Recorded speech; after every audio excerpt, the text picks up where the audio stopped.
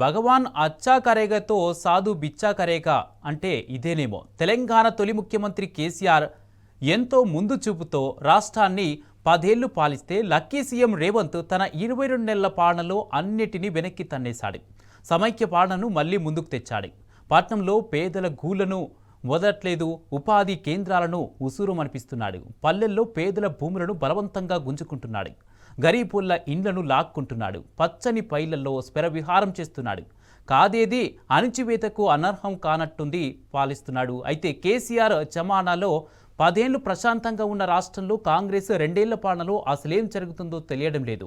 తెలంగాణ ప్రజల పరిస్థితి దినదిన గండంగా మారుతుంది. అందుకే అన్ని వర్గాలు రేవంత్ సర్కారుపై కదం తొక్కుతున్నాయి. తెలంగాణ అంతా ఏకమై తిరగబడుతుంది. జూబ్లీహిల్స్ ఉప ఎన్నికల్లో కాంగ్రెస్ పార్టీకి బుద్ధి చెప్పి పాలకుల కళ్ళు తెరిపించేలా ప్రణాళికలు రచిస్తోంది. తెలంగాణ భూముల ధరలు ఎక్కడి నుంచి ఎక్కడికి పోయినాయి? చాలామంది దుర్మార్గులు, దరిద్రులు, బుట్టచోరుగాళ్ళు, పనికి మాలినోళ్ళు తెలంగాణ రాష్ట్రం అయితే ధరలు పడిపోతాయి, భూములు అని మాట్లాడి పడిపోయినాయా, పెరిగినాయా? అసలు 20 లక్షల లోపల ఇవాళ భూమి దొరుకుతుందా తెలంగాణలో? ఎక్కడి నుంచి ఎక్కడ పోయింది తెలంగాణ వాల్యూ, తెలంగాణ రైతు వాల్యూ? 5 ఎకరాలున్న తెలంగాణ రైతు ఇలా కోటీశ్వరుడు.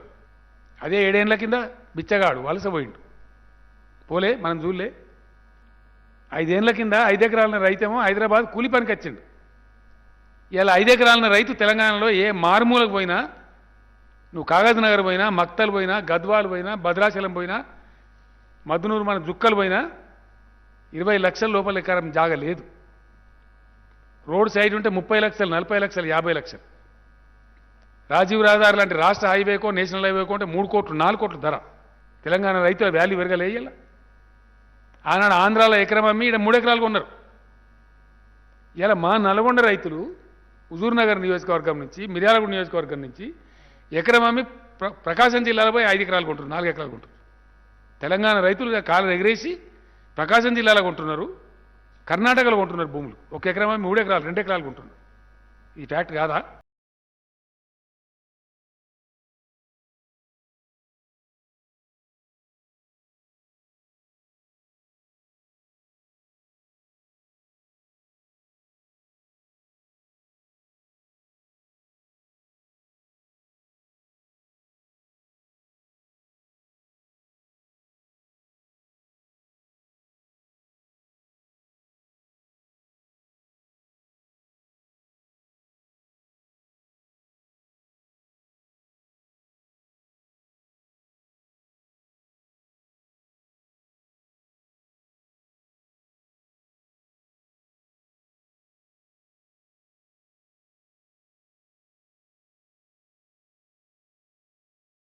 తగిన గుణపాఠం చెప్పేందుకు ప్రజలు జూబ్లీహిల్స్ ఉప ఎన్నిక కోసం ఎదురు చూస్తున్నారు. 10 ఏళ్ల కేసీఆర్ పాలనలో ఎన్నడూ చూడని కష్టాలను మళ్లీ కళ్లకు కట్టినట్టు చూపిస్తున్న కాంగ్రెస్ కర్కశ పాలకులకు బుద్ధి చెప్పేందుకు సిద్ధమవుతున్నారు.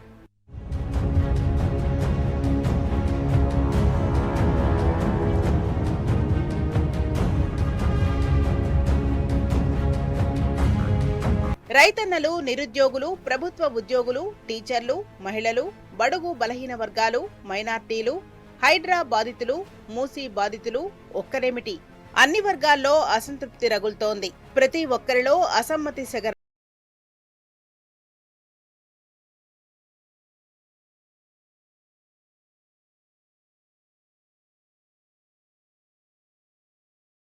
అది ఎన్నికల ముందు ఎన్నికల కోడ్ వచ్చిన కారణంగా ఆగిపోయినటువంటి నియామక పత్రాలు మాత్రమే ఇచ్చారు.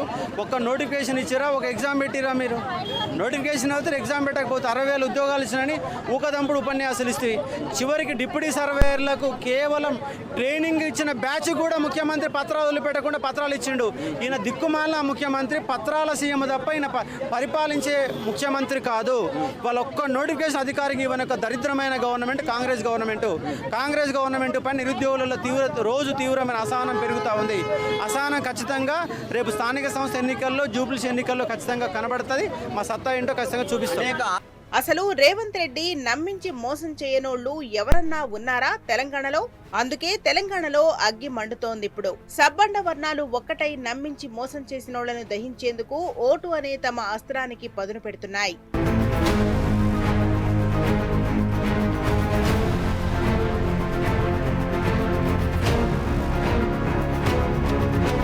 ఎటపాలన వచ్చినా కిందాకు వచ్చింది. ఈ 15 ఏళ్ళు ఎందుకు మరి ఇక ఏం చేస్తాం? రైతు బంధు ఇస్తాను అది లేదా, 4,000 పింఛన్ ఇస్తాను అది లేదా, మళ్ళీ పోతే అది 2,500 మహిళలకు ఇస్తాను అది లేదు, అది గ్యాస్కి ఇస్తాను అది లేదు, కరెంట్ అది యూనిట్లో కొంతానికి అది లేదు. మనం ఆయన దగ్గరికి పోయి మాట్లాడేటట్లు ఏమైతే మీ అసలు పోయి అడిగితే మరి ఆడు ఏమంటాడో ఏం కథను మళ్ళీ వస్తాడు ఆడ మనకేం పని వస్తాడు. ఇప్పుడు ఆయన ఏమంటట్లేము ఇక గజ్జెక్కిండు కథం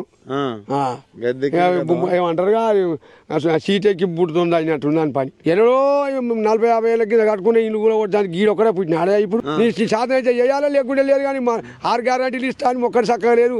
నువ్వు మొదటి ఎందుకు వేయాలి, సీట్ ఎందుకు ఎక్కాలి? దాదాపు 2 ఏళ్ల కాంగ్రెస్ పాలన అన్ని రంగాల్లో విఫలమైంది. తెలంగాణ ప్రజలు ఏకమై ఈ సర్కార్ ఉత్త బేకారున్నదంటూ మండిపడుతున్నారు. ఎవరూ మెచ్చుకునే పరిస్థితి లేదు. కాబట్టి ఈ గుంపు మేస్త్రి తన భుజం తానే తట్టుకుంటున్నాడు. తమది సుపరిపాలన అని డబ్బా కొట్టుకుంటున్నాడు. Revanth immaturity, incapability, negative attitude వల్ల రాష్ట్రంలో అన్ని రంగాల్లో ప్రతికూల వాతావరణం కనిపిస్తోంది. 2 ఏళ్ల కిందటి వరకు మంచి ఆర్థిక వృద్ధి సాధించిన బీఆర్ఎస్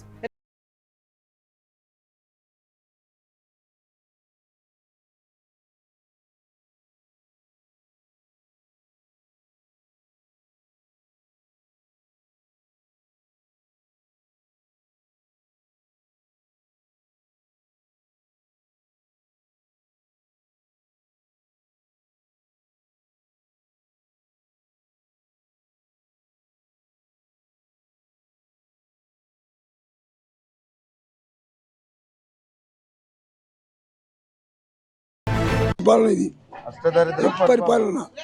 పింఛన్ ఇస్తున్నానికి పింఛన్ ఇవ్వలేదు. బస్ పాసులు ఉదాగా పెట్టిండు అందరు లేడీస్ ఫీజు పెట్టి కోట్ల అప్పు చేస్తున్నాడు. ముసలి పింఛన్ ఇవ్వాలి, పింఛన్ లేదు, బస్ పాస్ లేదు, ఆయన చేసే ఉద్దారకం ఏమీ లేదు. ఇన్ని కూలగొట్టము, మంచి ఇల్లు కూలగొట్టము, ముసలేడు, హాస్పిటల్ సక్కలేవు, ఏ పరిస్థితి సక్కలేదు ఆయన రాజ్యాంగం. నేను 2 సార్లు పింఛన్ అప్లై చేస్తే ఇంత లేదు, గతి లేదు. మొత్తం కోటీశ్వరాలని కోటీశ్వరాలు బొంద తీసి బొందలు పెడతాడు.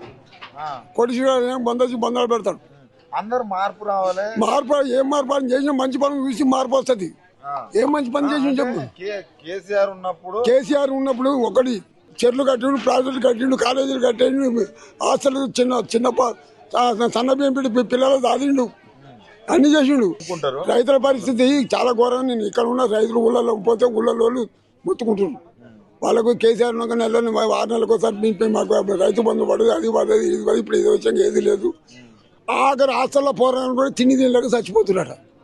ఏ పరిస్థితి? తెలుగు అయ్యా కట్టుకున్నాడు కట్టుకుండు ఆడు ఒక పరిస్థితి. ఇప్పుడు అడిచిపోయి ఇడుగులో కొడతారు న్యాయమేనా? ఇప్పుడు ఒక్కొక్క పైసా కూర్చోబెట్టి కొనుక్కుండు ఇల్లు కట్టుకోండు, కిలో పెడితే న్యాయం కాదు అది. తులం బంగారం కానీ ఆయన ఏమిస్తాడు? కాని పని అది. అన్ని చెప్పిన మాటలన్నీ కాని పని అది. సంవత్సర కాలం నడుస్తాం కానీ ఆడు ఇయ్యాడు, అది కాదు, అది ఇస్తారే కొలకి ఆడు ఇదే చెప్పడమే కానీ ఇచ్చలేదు. పాలన చేతకాకనే రేవంత్ కాలం వెళ్లబుచ్చుతున్నాడు. అధికారంలోకి వచ్చి 2 ఏళ్లు కావస్తున్నా బూతు పురాణాలు మారడం లేదు. ఇంకా ప్రతిపక్షంలో ఉన్నట్టే మాట్లాడుతున్నాడు. ప్రజలకిచ్చిన హామీలను మరిపించేందుకు కొత్త నాటకాలు ఆడుతున్నాడు. ఒక్క రంగంలో కూడా అడుగు ముందుకు వేసిన దాఖలాలు లేవు. గత ప్రభుత్వం చేసిన అభివృద్ధి సంక్షేమాలను కూడా కుంటు పట్టిస్తున్నాడు. కొత్త ఇళ్లు కట్టిస్తామని చెప్పి ఉన్న ఇళ్లు కూలగొట్టే పని చేపట్టాడు. కొత్త ప్రాజెక్టుల మాట దేవుడెరుగు. ఉన్న ప్రాజెక్టులను బంద్ పెట్టి పొలాలను ఎండబెడుతున్నాడు. ప్రజలు ఎదుర్కొంటున్న సమస్యలపై రేవంత్ కు కనీస అవగాహన లేదు. అభివృద్ధి చేసే దమ్ము లేదు. అందుకే అర్థం లేని మాటలు, సీఎం సీట్లో కూర్చొని అల్లర చిల్లర చేష్టలు.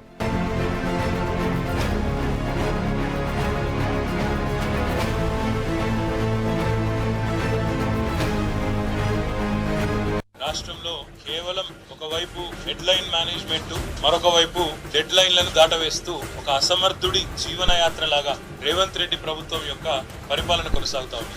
100 రోజుల్లో అన్నీ చేస్తాం, 100 రోజుల్లో ప్రజల జీవితాలే మార్చేస్తాం, 6 గ్యారెంటీలు అని సన్నాయి నొక్కులు నొక్కి మొదటి సంవత్సరంలోనే 2 లక్షల ఉద్యోగాలు అని యువతను ఊరించి 2 లక్షల రుణమాఫీ అని చెప్పి రైతులను మభ్యపెట్టి నెలకు 2,500 రూపాయలు అని చెప్పి మహిళా సోదరీమణులకు 100 రోజుల్లోనే అమలు చేస్తామని మాటిచ్చి ఈ రకంగా రాష్ట్రంలోని ప్రతి వర్గాన్ని మోసం చేసిన ఘనత అత్యంత స్వల్ప సమయంలోనే కాంగ్రెస్ ప్రభుత్వానికి రేవంత్ రెడ్డి గారికి దక్కుతుంది. ప్రధాన ప్రతిపక్షంగా గౌరవ పెద్దలు తెలంగాణ తొలి ముఖ్యమంత్రి కేసీఆర్ గారి నాయకత్వంలో బీఆర్ఎస్ పార్టీ నాయకులు లేవనెత్తుతున్న ప్రశ్నలకు సమాధానం చెప్పే సత్తా లేక అటెన్షన్ డైవర్షన్ పాలిటిక్స్ లో భాగంగా ఇవాళ ఒక్కొక్కటిగా రేవంత్ రెడ్డి ఆయన తొత్తులు చిల్లర ఎత్తుగడలేస్తూ చిల్లర మాటలు మాట్లాడుతూ బజారు మాటలు మాట్లాడుతూ రాజకీయాలను దిగజార్చి రాజకీయ నాయకులంటేనే ప్రజల్లో ఒక రకమైన అసహ్యం కలిగే విధంగా ఇవాళ చెండాల తాననుకున్న ముఖ్యమంత్రి పీఠం దక్కినా రేవంత్ కు